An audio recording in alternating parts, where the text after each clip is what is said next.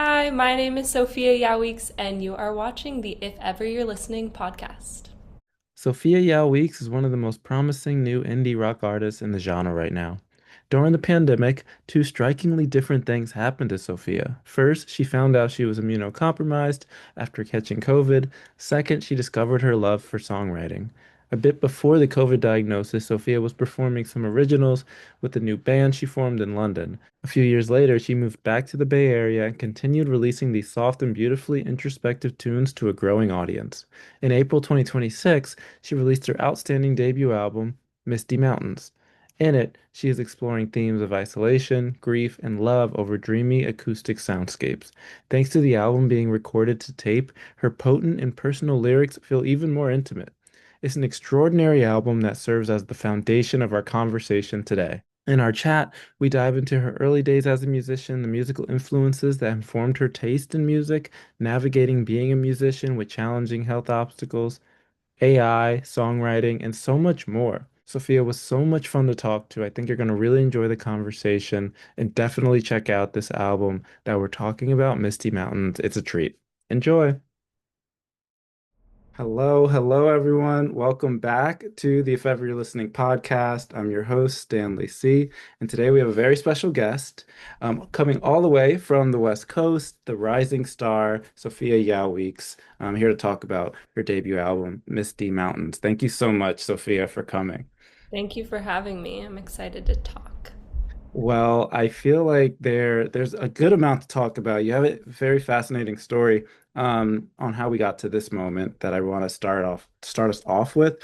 But before even kind of making music and EPs and this album, talk to me about what was some of your earliest experiences with music growing up? Really good question. I feel like I was constantly surrounded by music, just like my parents playing CDs, from as early as I can remember. Like there was just always music playing. And I always loved singing. I never like considered myself a singer, but I just have a lot of memories singing with my siblings, making at-home music videos to like, I don't know, Disney hits or what have you. So those are some of my earliest memories. And then I feel like music entered my life early as I started playing violin when I was like 4. Um, and I played classical violin up until high school. So that was a big through line for me in terms of music and how music kind of impacted my life and how I viewed music. Um, so yeah, that was really big. And I played in orchestras and I went to violin camps, like, yeah, just Okay, random violin stuff. Yeah. no, I'm gonna bring the violin back up later, so I'm gonna keep that. When do you start making your own music, or when do you find that you want to make your own music? Yeah, so that started for me during lockdown. So in 2020, I had gone through like a little breakup Hmm. and I had been picking up acoustic guitar in college just to like learn how to play covers and because I like to sing. But that's when I wrote my first song and I just fell in love with songwriting. It felt so good to do. It helped me process life events, and I was like, I just want to keep doing this. So it wasn't until 2020 where I wrote my first song, and then after that, I just kept wanting to write. Um, and it kind of, yeah, continued from there. From my bit of research on you, it sounds like a period of your life you're in Europe, you're in London specifically, that becomes relevant to your journey in terms of performance. So is this before you're making your own music or after you're making your own music? It's kind of after slash during. Yep. So I was lockdown happened and I was still in the Bay Area. And I played a few shows in like 2021, 2022. And I moved to London in 2023. And when I was there, I was playing a lot of music. And I had a band and I was getting more comfortable being on stage. I think feeling like I'm a novice in a lot of ways to music and songwriting. I was kind of trying to do like use performing as exposure therapy, like forcing myself to do it. Yeah. Um, and so, yeah, that was really big for me to just like gain more confidence in my musicality and getting more comfortable performing. And I'm sure you've probably read that at around the same time I became immunocompromised. And so that really shifted my relationship with music and being able to play live. I had to kind of stop performing. So yeah, it's been a weird time to decide to play music and become a musician, so to speak. Um, yeah, so London was very pivotal in terms of like getting to perform live, but also then dealing with the grief of that being kind of taken away. So I was kind of reckoning with those two things while I was there. Kind of, thank you for sharing that, Sophia. Kind of to backtrack a little bit, I should have asked this before. Who are some of your inspirations when you start making music? Kind of what are some of your guideposts and North Stars? That's such a good question. I mean, one person who actually really encouraged me to start songwriting was a guitar teacher that I actually met through my little sister. So I grew up in the Bay Area, and I would occasionally bring my sister to these guitar lessons, and we would end up singing together and harmonizing. And that's when I wanted to start picking up acoustic guitar and learn for myself. And so her teacher, her name is Adrienne Shamzad. She's also a local musician here. She was the first person to encourage me to start songwriting. So, in a lot of ways, she was a huge guidepost for me. And then, in terms of like musical influences or people that I really admire, I really love earnest, honest songwriters like Adrienne Lenker or Laura Marling. So, storytellers that, yeah, just make vulnerable music. I feel like I was, I don't know, looking to artists like that to kind of like encourage me to be open with my music and honest. No, well, it definitely shows in the music. Where as we talk about Misty Mountain, it's the reason I had kind of this darker background. It's kind of to set the tone for the album that we're going to discuss because it's there's a sadness to it, there's an isolation to it. Um, but it's there's also a beauty to it and a calmness to it, and we're gonna dive into that. But before we do, you did release music before Misty Mountain, this EP, Without You, and some singles. Kind of talk to me about what was the experience like for you releasing music for the first time and getting reception and people talking about you. Yeah, I think early on it felt really scary. I think it still feels scary, but I really felt like I didn't know what I was doing. And also, I felt a lot of pressure to release. Like, I think I got caught up in comparing myself to other musicians who I felt like were like ahead of me, Mhm. who were my age and had already played loads of shows or released loads of singles. So early on, I think I don't want to say maybe impulsive is a strong word, but I felt like this pressure to release music. I was like, if I want to be a songwriter, I need to get stuff out there. Um, so that's how I kind of feel about some of my early releases. Um, yeah, so I feel like I had that kind of like sense of urgency that maybe wasn't really there, but I had internalized. Which is why after I released my 3 song EP, I was like, I want to build a body of work that feels really strong and that I feel proud of, that doesn't feel rushed, and that I can just write for the sake of writing rather than writing what I think I should write or producing something in a way that I feel like, I don't know, like what people will want to listen to. Mhm. So I definitely reframed my mindset going into this album. Beautiful. That's beautiful. And that transitions us well to Misty Mountain. Talk to me about when did you know the project, the process started? And within that question, kind of it was explained that you recorded this on tape, not digitally, which also kind of gets to that idea of taking your time, not rushing it, not being caught up in the rat race. Kind of where did all these moments begin for you? Totally. So I think right when I moved to London, beginning of 2023, I knew it felt like a bucket list item to record and release my own album. So I kind of knew that I wanted to work towards that. And I just told myself, like, over the next 2 years, I'm going to write a bunch. I'm going to write when I feel like writing. I'm going to try to lean into music as much as I can.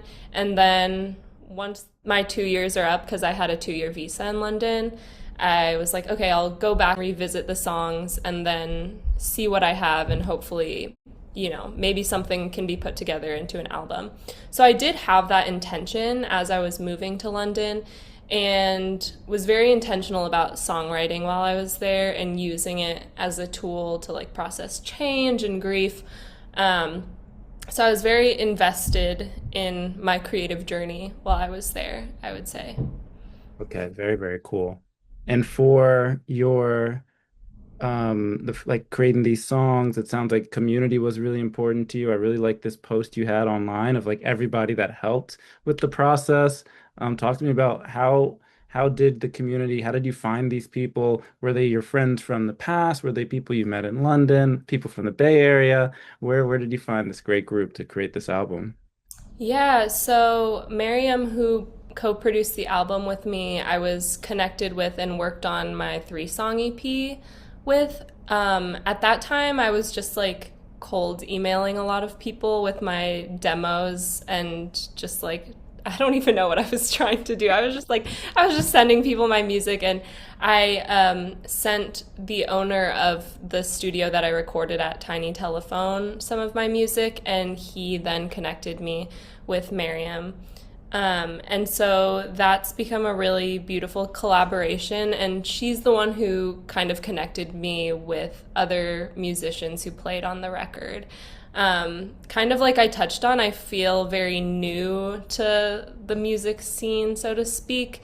So I'm not super well connected. I don't actually know. I mean, now I know a lot more musicians, but at the time I felt like such a newbie that I didn't even have like people to pull from, to play on my record. Mhm. So she really helped facilitate that and brought a really amazing group together that, yeah, I instantly felt comfortable around.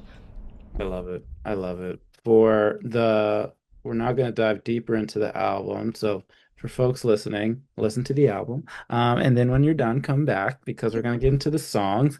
Um, love these songs. There's a reason I don't reach out to everybody I listen to a lot of music, but this, I was compelled by it because it's so beautiful, so interesting. What you're writing about is so personal.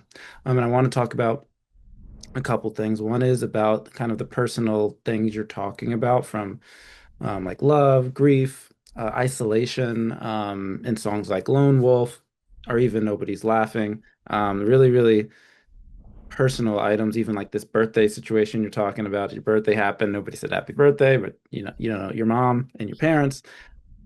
Where where did you find the confidence to be that transparent with this album process? And was that easy for you, or was that kind of hard to pull these stories out? I think in terms of when I was writing the songs, I wasn't thinking about who would be listening to it or that it would be released. Yep. And because of that, I think I just wasn't self-conscious about what I was writing because it felt like it was just for me and my own processing. I was having a really hard time mentally during that time period, and I just felt like I needed to let it out somewhere, like I felt that in my isolation, I had lost a lot of people that I would normally go to vent or to work through things. And so I felt like I was, singing what I normally would share with someone else. So in a lot of ways, I felt like I was just able to be honest in the songwriting because it was for me. And then in terms of sharing my music, I've just been trying to lean into being vulnerable and open, and it does feel hard to share stuff that feels quite raw or like embarrassing sometimes to admit. Um, But I knew that there would at least be like someone who would resonate with the music, and that feels important to me. And also just modeling that kind of vulnerability or, I don't know, imperfections in the music, especially when, there's, like with AI and Yeah. I don't know, like the push for people to be productive and put out stuff that can be consumed or like capitalized upon. I wanted to make something that was slow and, yeah, just true to me. Well, the meditative nature of the songs, the slowness of the songs, it really draws you in to what you're saying, and kind of the arrangements for a lot of these songs, like Christine, the arrangements are very warm and comforting. And when I was listening, I was like, okay, I could attribute that to that it was recorded on tape. But kind of talk to me about the recording process. How was it different than recording digitally? And did you guys have to do a few different arrangements to make that effect? Yeah, so I knew I wanted to record to tape, and I was really lucky to do that because it can be quite expensive, but the studio that I recorded at allows you to record to tape for like no extra cost as long as the next artist can record over your reel. Um, yeah, so I knew I wanted to do that because one, like I just love the sonic warmth of tape. A lot of my favorite records were recorded to tape. And then also kind of leaning into the ethos of the album, which was to embrace slowness and kind of unlearn the perfectionism that I grew up with and am still dealing with. Is another reason I wanted to record to tape. So the logistics of that, I mean, you just can't be as nitpicky with your takes, I guess. Like when you're recording digitally, I could, hypothetically go and like change every word or record a take for each, word. And with tape, I had to kind of lean into like trust and there were moments where I was like, wait, I feel like maybe that wasn't it, maybe that wasn't the take, and Miriam would be like, no, we got it, let's just move on. And I was like, okay, I'm gonna let go and trust that the takes were good.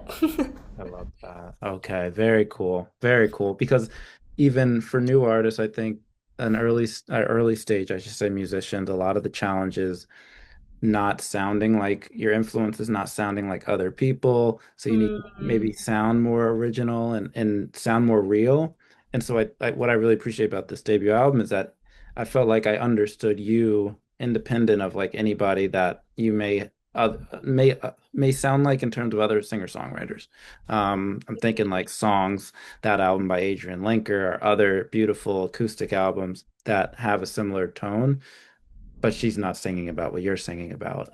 Going deeper into kind of the themes, I've seen a lot of stuff about self-confidence, image, from like the Rain, like why do you still love me, like that refrain that kept coming up. Am I pretty when no one's looking, or nobody's laughing? I see a lot of things about image, self-doubt, and talk to me about from a songwriting point of view, kind of where were you pulling from? How was that being incorporated into the songs? It sounds again like you said it was more natural, and it's kind of you're just saying what's on your mind, but it sounds very personal, not easy to share. yeah, kind of like you said, it was just flowing out of me naturally. I think I have a racing mind, like Yeah. my internal world is quite busy, quite self-critical, and full of doubt, to be quite honest. And like outwardly, I think, I try to portray an image that I do have confidence, but there is always that like little voice in my head that's saying, am I good enough to be doing this? And um, I think something that I've been working on or trying to learn is that like you don't actually have to be good at something to do it. And yeah, like things don't need to be all neat and pretty to be beautiful or like appreciated. So I think I was, yeah, pulling from that as well in terms of like yeah, just trying to be honest. I don't know if that totally answers the question, It but yeah, does. I think I was just, yeah, letting it flow through me as much as possible, without, yeah, trying to be, I don't know, to edit too much, I Yeah. guess. Like a lot of my songwriting process is I'll like be strumming on the guitar, usually like random chords that are often repeating because I'm not like the most proficient guitar player. And then I usually just start like mumbling over the chords and like finding a melody and words that way. And oftentimes I'll like just record myself while I'm doing that and then listen back and see what resonates. And so, yeah, a lot of times like things aren't really pre-written. They kind of just come out, and I think maybe you can hear that within some of the like honesty around me expressing my self-consciousness or my doubts and things like that. Fascinating. Very fascinating. I will, full transparency, let the audience know I'm a huge Rain fan, so I think that's a masterpiece. I was playing that all the time. And Thank nobody's you. laughing. Those are like my two favorites. But for you, kind of two questions, more fun questions about the album. What was the quickest song to make, and maybe what was the most fulfilling song to make for this project? Ooh, I would say the quickest was probably Nobody's Laughing, actually. And that's the last song that I made for the record. It was December 2024 when I wrote that song, and then I recorded early 2025. So, yeah, that one I was just super sad on my birthday, and I was like, well, what else to do but write a song? So that unfolded within like 2 days, Mhm. and was just kind of done. I like wrote it and was like, that's that. So I think that was the quickest. And then most fulfilling, well, I would say Christine, the last song on the record. I was living in London and my godmother had passed away. She was very sick. And I wasn't able to be there for her celebration of life. And this was one of my mom's best friends. And so I kind of worked with my mom, or I told her that I would write a song for her celebration of life since I couldn't be there. And yeah, my mom like wrote out a bunch of adjectives and things that she would use to describe my godmother, and I tried to incorporate those into the lyrics, and recorded the demo and sent it to them to play. And I know it was really meaningful for my mom and my godmother's family. So, in that way, that song feels really special, just because of like, I don't know, it didn't feel like it was for me entirely. And yeah, that felt important to me. So yeah, that one feels really meaningful. And I think out of all the songs on the record, that one is most true to its original form or demo. Mm. Fascinating. Christine, another incredible song for the listener. Great way to end the project. And just fully great project. I mean, your first project, and it's this good. Thank Like you. that's a big accomplishment. I just want to give you your flowers at this stage because Thank you're gonna you. make many more amazing albums, I'm sure. I hope so. Yes, this is just the beginning. Talk to me about your album release. You recently kind of performed this album. How was the reception? I'm sure like you had friends there, family there, hopefully some fans there as well. Was the reaction? Did people love certain songs that you didn't expect, or kind of what was that experience like on your end? Yeah. Well, a couple things come to mind. Well, Monster, I feel like, has been a fan favorite, which almost didn't make the album because I thought it was not good enough. Or I didn't think people would like it for some reason. I thought it was a little too weird or something. But a lot of people have liked Monster. And yeah, the reception has been really awesome, especially amongst the COVID conscious community, which has been really amazing. So when I became immunocompromised from a COVID infection, I like thought I would never play again. Like I was, I thought I'm never gonna find community. I'm gonna be forced into isolation. how am I going to meet people, make friends, etc. And yeah, so many people like me have shown up to my shows and continue to show up to my shows. I'm sometimes like, oh my gosh, I've seen you at every show. Like, are you getting bored of my songs? So that's been a really special thing, I think, because, yeah, a year or two ago, I thought I was like doomed to never play again. So that's given me a lot of hope. And yeah, being able to make accessible shows for immunocompromised and disabled people has been really important to me. That's amazing. That's amazing. Thank you for doing that too, for fostering that community. Um, for what's next for Sophia? Talk to me about we're in the Misty Mountain period. We're in that era, so I don't want to like take us out, but just to think about the future for especially for your supporters and consider me one of them. Are you writing songs now, or do you kind of wait after a project is released to kind of like let this stir? That's one question. And the second one is, will we see tour dates, kind of you performing these songs on the road? Yeah, so right now I feel like I'm entering rest mode, to be Yeah. honest. I mean, I've done everything around the release on my own for the most part, which has been really exhausting, to be honest, like planning the shows and doing the album art and the music videos. So, I am kind of taking a breath now. In terms of future music, I am gonna start writing again. I haven't been able to write for probably the past 6 months because I've been so focused on this release. So I'm really excited to get back into that, and yeah, I just want to like play around with new sounds and see what sticks. I don't have like a clear vision yet, but I have lots of ideas of things I want to try in terms of my songwriting, and yeah, maybe have a record that's not as stripped back production wise. And tour dates, I currently don't have anything planned in terms of touring. I think logistically it can just be hard because of my health stuff and also planning things on my own. But I do have ambitions to do that.